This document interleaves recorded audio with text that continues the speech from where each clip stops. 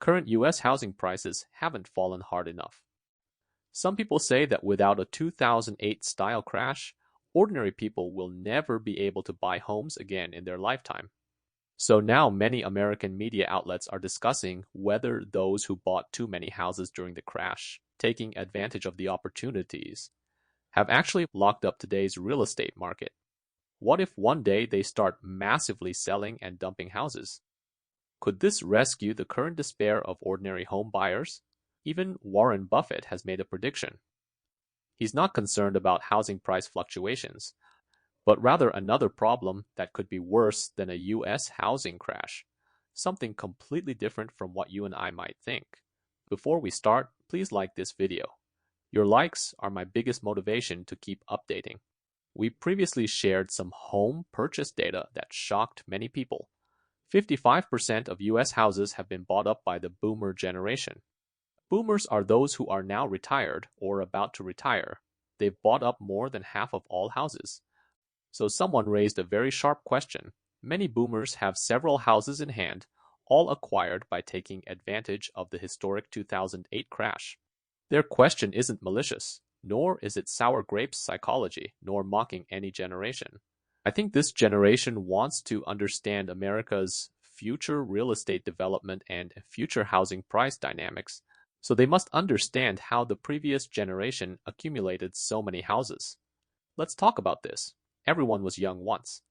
The boomer generation entered society around the late 1970s and early 1980s, right when they encountered America's most severe economic stagflation period in history.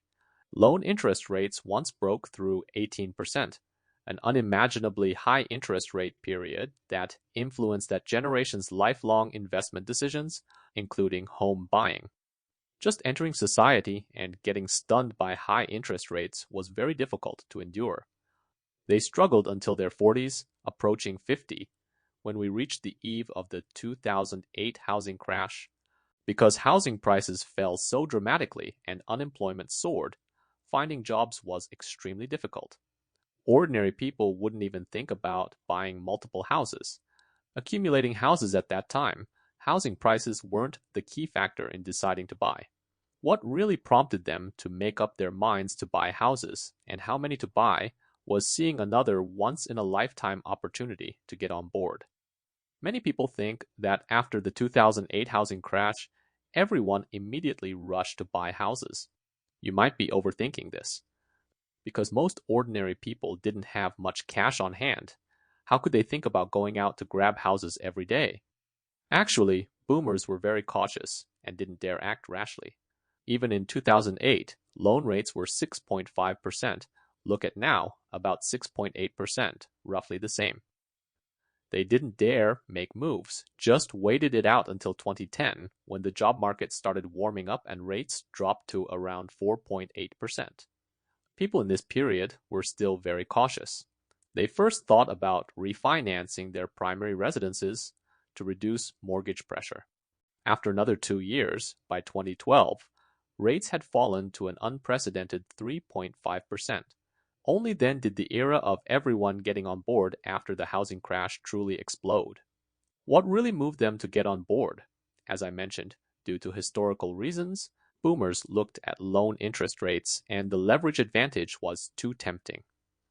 Let's look at how people calculated home purchases then versus how people buying homes today think differently.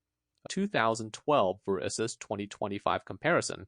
2012, median home price, $150,000. 30-year fixed rate, 3.5%. 20% down payment, $120,000 loan needed. Monthly payment, $550. Median household income, $52,000. Monthly payment was less than 13% of monthly household income. 2025, median home price, $400,000 plus. Loan rate, 6.87%. 20% down payment. $330,000 plus loan needed. Monthly payment, $2,190. Median household income, $80,000 plus. Monthly payment exceeds 32% of monthly income. With current costs, you could have bought 3 houses back then. So in 2025, how do we achieve this? If income doesn't rise, you'd need to drop housing prices to a median of about $160,000. Even if current prices were cut in half, it's impossible. Median is over $400,000 now. Half would be $200,000 plus. Alternatively, raise income. Household annual income would need to rise to $200,000 plus. How is that possible? What other solutions haven't we thought of? Some people suggest boomers retire and move to smaller houses, vacating city core areas, letting them flood the market with massive housing supply, causing prices to crash. This sounds logical, right? But implementing this might not only fail to solve America's current housing crisis, but make the consequences even more disastrous. This is the most bizarre principle of American real estate. We previously did an episode on Buffett's real estate Q&A at a retirement meeting. His main view was not being optimistic about US real estate, acknowledging you can make money, but it's not easy. But his old friend Munger was very optimistic about real estate.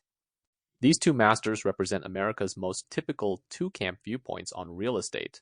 This debate is endless. If boomers move away from city cores, it could release large quantities of good location housing in urban areas, seemingly allowing young people to easily get on the ladder. This viewpoint has very logical deceptiveness, vacating space, moving, increasing housing supply. Because indeed boomers retire and hope to reduce living costs, many do leave high-tax cities and regions like New York, Massachusetts, Illinois in the north. They want to go to the Sun Belt, downsize to smaller houses in places like Texas or Florida with lower living costs, cheaper housing, and climates in the Sun Belt. But these people ignore a cruel real estate truth. They might indeed move away, but that doesn't mean giving houses away for free to the market. Those vacated houses still need to be sold for money. When boomers bought those houses before, most were in city core areas, good locations. And houses bought years ago, unlike today's new houses, had large lots and large houses. Prices definitely won't be cheap. So taking over these leftover boomer houses requires wealthy people who like large lots, large houses, good locations, and can grab houses with all cash. Young people can't compete or afford them. When boomers relocate to new cities and sell old houses, they take cash to new cities in the Sun Belt to find small units for retirement downsizing. These small units were originally entry level. Young people could barely afford them with effort. But now boomers aren't giving houses to you. They're going to small cities to buy small units. Those cities' small units might get grabbed up, pushing up housing prices. And boomers can buy houses with all cash without pressure. Young people still need loans and mortgages to buy these grabbed up, high-priced houses, more expensive small houses. Frustrating, right? This is what Buffett worries about, the housing structural problem. If boomers don't move, you can't buy houses. But if boomers do move, you can't afford houses even more. Many friends bought houses in recent years right at housing price peaks and interest rate peaks, both high. They thought rates might drop in a few months for refinancing. But like this person who bought at 6.75% rate 2 years ago, still waiting for rates to drop for refinancing. After waiting 2 years, rates are still 6.75%. They really want to sell but bought at price peaks. My advice for those wanting to buy in high interest rate periods like now: if we can't afford high rates, we don't buy. Remember what we just discussed about what finally moved boomers to buy after the 2008 crash. It wasn't just housing prices. What really moved them to decide was interest rates. Real estate's three factors: long-term, population; medium-term, policy; short-term, interest rates. The population factors are references for our development project, site selection, and land reserves. Policy is reference for investment institutions' targeted capital planning.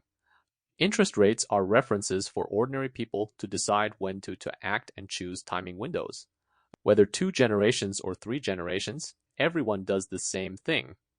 Ordinary people buying houses want good deals. They calculate costs. You need to do long-term home purchase stress testing. For example, monthly mortgage payments shouldn't exceed 35% of monthly income. Whether continuous monthly payments affect normal family consumption whether they affect wives' and children's quality of life. Every generation considers these things, no exceptions. Everyone's human. If rates are too high, we need to understand whether current rates are within our stress tolerance range. Survey data shows that investors under 35 no longer consider real estate as their primary consideration. Regular index fund investing has become core financial management. At 35, in the past decade, people would have bought houses already. But now starting families doesn't necessarily require buying houses. Can't afford it?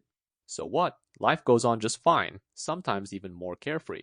It's not that the era chose us, but the era forced us to make relatively more reasonable choices. Process of elimination. For example, many young people now, when monthly salary comes in, you pay 1/3 for rent, 1/3 for living expenses, you can still save 1/3. Is that enough for a down payment?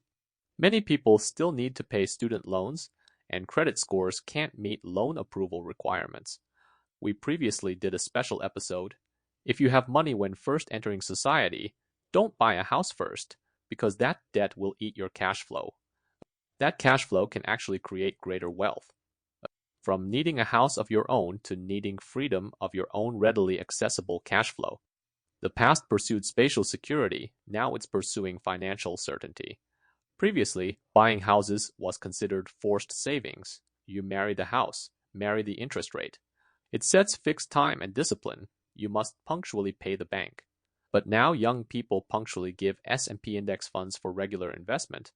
How low is this threshold? How free is this? I don't think many audience comments represent giving up.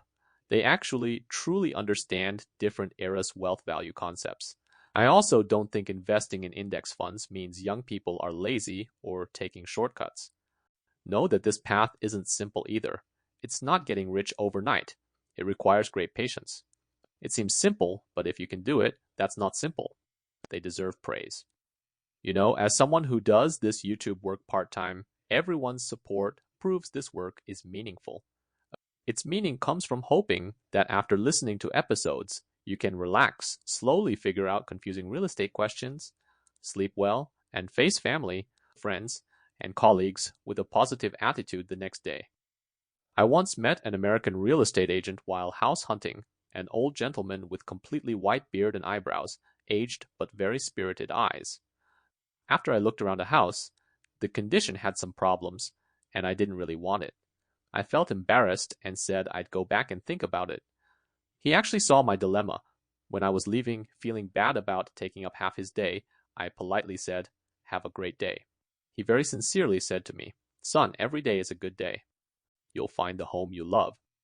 Looking at him, he was truly sincere, making me feel like my whole day could get better. Despite the messy construction site, I felt very refreshed.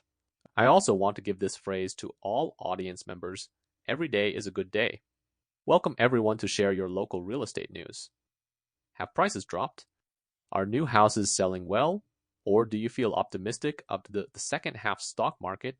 Can you invest in index funds for life? Thank you for your likes and subscriptions. Don't forget to turn on notifications so you don't miss the next exciting share.